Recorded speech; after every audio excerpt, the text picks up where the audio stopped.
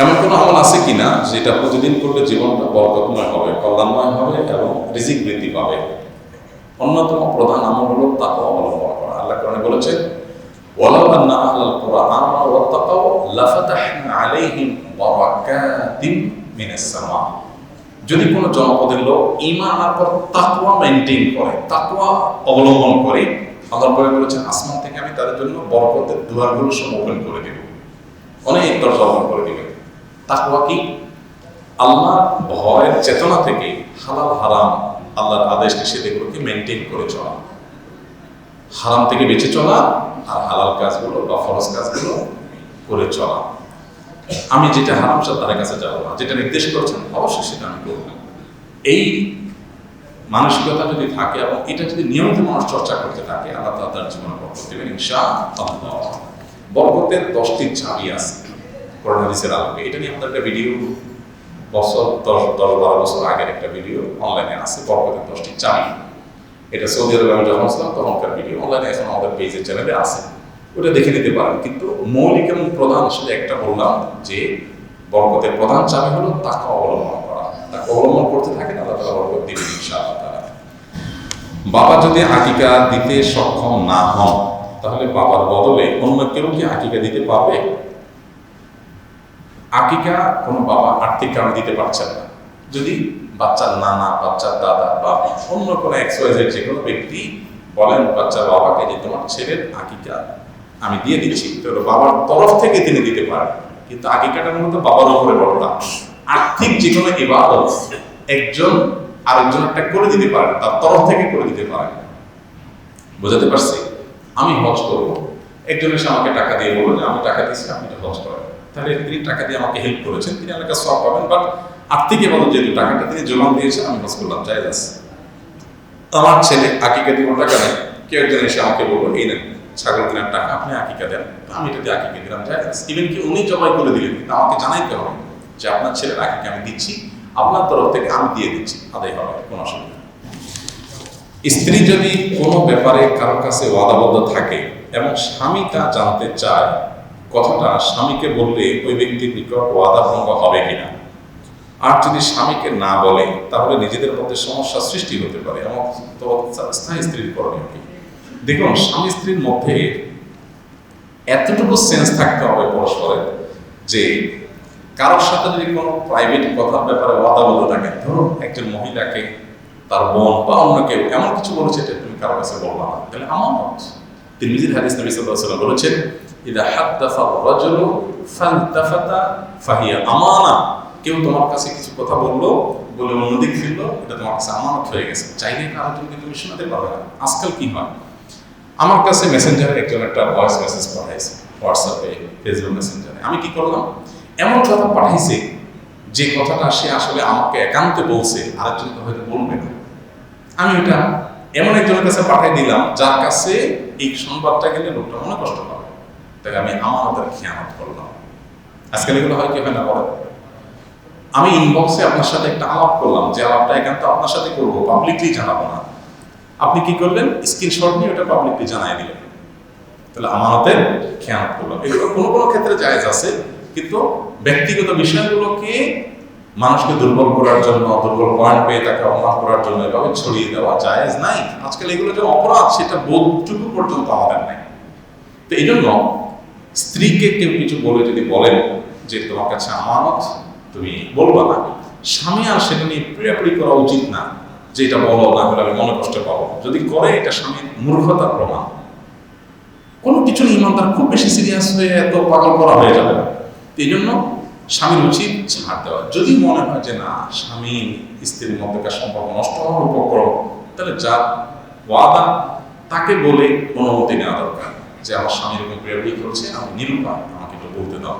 না হলে ঘুরিয়ে ফিরিয়ে এমনভাবে বলবে যাতে ওয়াদাও খেলাফ না হয়, আবার স্বামীর সাথে সম্পর্ক নষ্ট না হয়। এগুলো ভ্যারি করবে, কথাটা কি ধরনের ছিল, স্বামী কি ধরনের রিয়্যাক্ট করতেছে, পরিস্থিতি কি, সেটার উপরে। তবে ওয়াদা রক্ষার ব্যাপারে সর্বোচ্চ সতর্ক থাকতে হবে। কোরআন কারীমের সূরা মুমিনুন 18 নম্বর পারার প্রথম সূরা, এই সূরা আল্লাহ তাআলা জান্নাতুল ফেরদাউসের অধিকারী কারা হবে তাদের বৈশিষ্ট্য বলতে কি বলেছেন, ওয়াল্লাযীনা হুম বিআমানাতিহিম ওয়া আহদিহিম রাউন, যারা তাদের আমানত এবং প্রতিশ্রুতিগুলো রক্ষা করে। এই জন্য আপনি কারোর সাথে প্রতিশ্রুতি দিলে সেটা ভঙ্গ করবেন না। আমার কোনো এক বন্ধু তাকে একটা কথা বলছে, এখন আমি যদি প্রিয়াপড়ি করে দোস্ত আমাকে বলো, না হলে আমি মনে কষ্ট পাবো, এটা আমার মূর্খতার প্রমাণ। তার দুর্বলতা বুঝতে হবে, সে তার সাথে প্রতিশ্রুতিবদ্ধ, অসুবিধা দেখা করতে পারে না। আমি তাকে চাপাচাপি করলে একটা অন্যায় কাজের জন্য চাপাচাপি করা হবে, বিধায় সেই অন্যায় কাজটা করা জায়েজ হবে না। একটি মেয়ের ডিভোর্স হওয়ার কতদিন পর সে অন্য আরেকটি বিবাহ বন্ধনে আবদ্ধ হবে? ইদ্যত শেষ হওয়ার পর। স্বামী যদি তালাক দেন তাহলে একরকম, আর যদি স্বামী মারা যান তাহলে আরেক রকম। স্বামী মারা গেলে 4 মাস 10 দিন তিনি অতিবাহিত হওয়ার পর বিবাহ করতে পারেন। আর যদি তিনি গর্ভবতী হন তাহলে গর্ভ খালাস হওয়ার পর তিনি বিবাহ বসতে পারেন। আর যদি এই দুইটার কোনোটা না হয় বরং ডিভোর্স হয়ে থাকে তাহলে 3টা মাসিক অতিক্রম হওয়ার পর তিনি অন্যত্র বিবাহ বসতে পারেন। সাধারণত 3টা মাস আর কি অতিক্রম হওয়ার পর তিনি অন্যত্র বিবাহ বন্ধনে আবদ্ধ হতে পারেন। আমরা ছাত্রাবাসে থাকি, আমাদের মধ্যে এক ভাই অশ্লীল ভাষা ব্যবহার করেন। আমরা তাকে বারবার এ বিষয়ে সতর্ক করে আসছি, কিন্তু তিনি এ ধরনের ব্যবহার হতে নিবৃত্ত হচ্ছেন না। দায়িত্বশীলদের এ বিষয়ে অভিযোগ করা সম্ভবপর হচ্ছে না। সকল সহ্যসীমা অতিক্রম করার পর কয়েকজন মিলে তাকে উত্তম মধ্যম দেয়। এখন তাকে এই প্রহার করা জায়েজ হবে কিনা? দেখুন, আইন নিজের হাতে তুলে নেওয়া ইসলামের দৃষ্টিকোণ থেকে উচিত না। চেষ্টা করা দরকার সর্বোচ্চ যে তার অন্যায়কে বন্ধ করার জন্য যথাযথ কর্তৃপক্ষের মাধ্যমে তাকে প্রেসার দেওয়া, যাতে করে সে তার অন্যায় থেকে বেঁচে থাকে।